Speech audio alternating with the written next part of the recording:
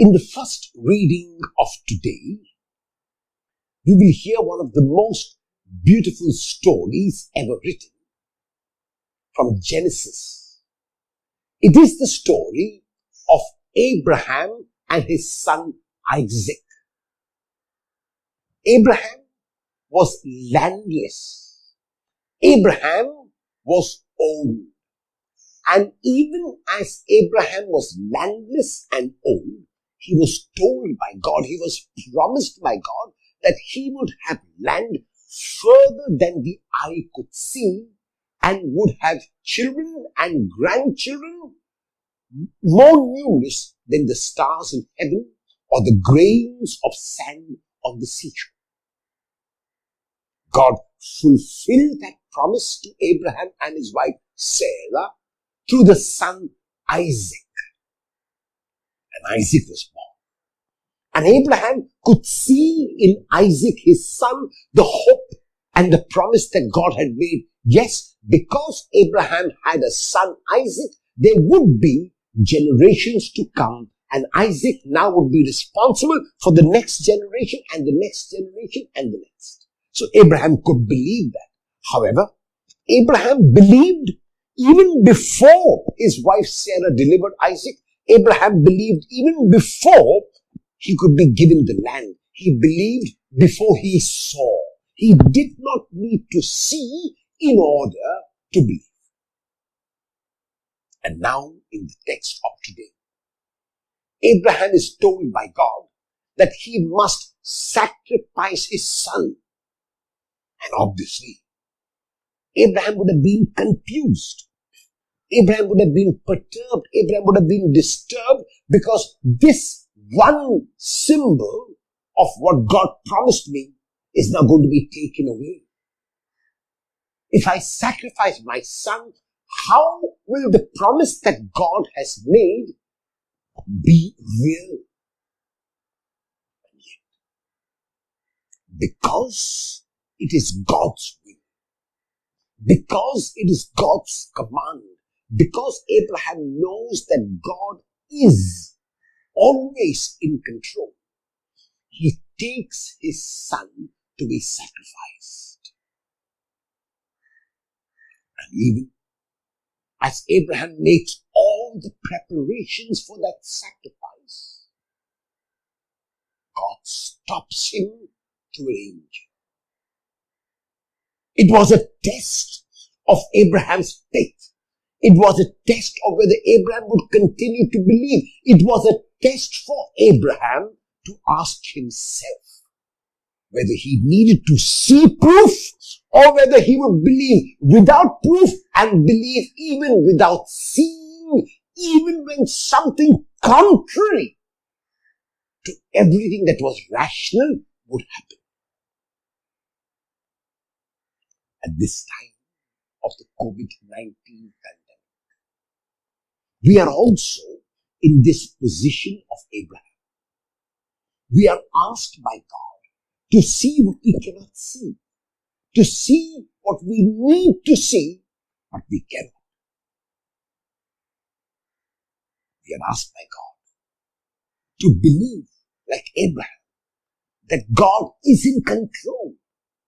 We are asked by God to believe that God is doing what God is doing for our good. We are asked by God to realize that we may never see and yet we are called to be.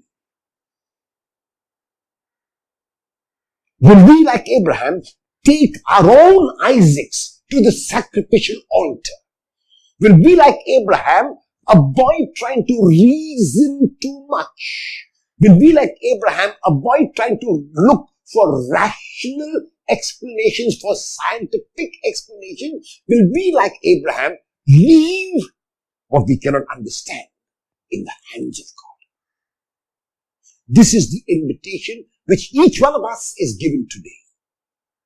And so we ask ourselves, will we be like Abraham? Will we have that faith? Will we have that determination? And this determination is shown in the best possible manner in the gospel text of today, which is the scene of the transfiguration. Mark chapter 9, verses 2 to 9. Jesus takes with him three of the closest disciples, Peter, James, and John. And even as he is on the mountain, he is transfigured. His clothes becomes white. His whole face is shining like the sun. He is as if he is risen already from the dead, because for Mark, the transfiguration is a prefiguring of the promise of God. Jesus has already told his disciples that he will suffer. He has told his disciples that he will die. He has told his disciples that he will be laid in the tomb, but he has also told his disciples that he will rise from the dead. Resurrection is still a long way off, but the disciples are given a glimpse of what the resurrection will be in the transfiguration when they see this transfigured Jesus.